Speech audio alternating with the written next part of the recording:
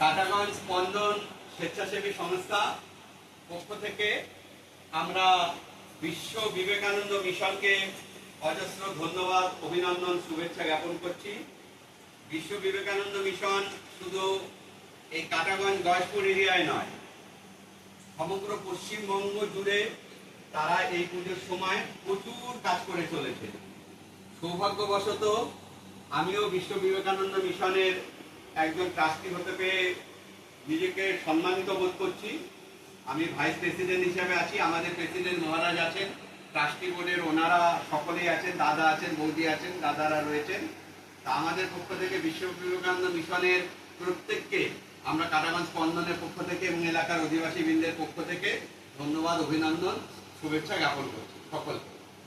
তার সাথে সাথে আপনারা যারা আজকে উপস্থিত হয়েছেন আমাদের এই বস্ত্র প্রদান অনুষ্ঠানে, আপনাদেরকেও ধন্যবাদ জ্ঞাপন করছি। আপনারা সম্মতি জানিয়ে আমাদের ডাকে যে সাড়া দিয়েছেন তার জন্য আপনাদেরও অভিনন্দন, শুভেচ্ছা জানাচ্ছি এবং শুভ শারদীয়ার অগ্রিম শুভেচ্ছা আপনারা আমাদের তরফ থেকে গ্রহণ করবেন।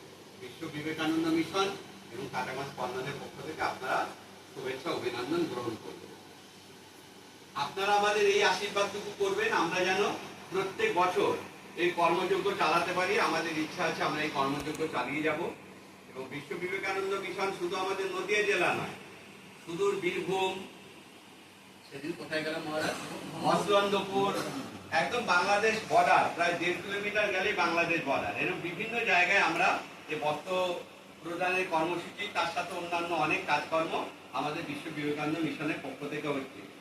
বিশ্ব বিবেকানন্দ মিশন সম্পর্কে কিছু না বললেই নয়। বিশ্ব বিবেকানন্দ মিশন শুধু আমাদের এখানে সীমাবদ্ধ নয়, আমাদের কাস্তাপাড়া ধরমপুরে মন্দির রয়েছে।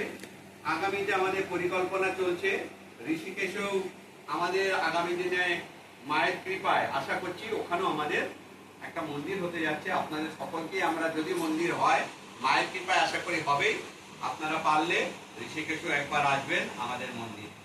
আর ধরমপুর, কাঁচরাপাড়া ধরমপুর খেলার মাঠের ঠিক পাশেই আমাদের বিশ্ব বিবেকানন্দ মিশন। পুজোর কয়দিন পুজো হবে, নবমীর দিন ওখানে কুমারী পুজো হবে। আপনারা পারলে প্রত্যেকে আসবেন, আমরা আপনাদেরকে নিমন্ত্রণ জ্ঞাপন করছি।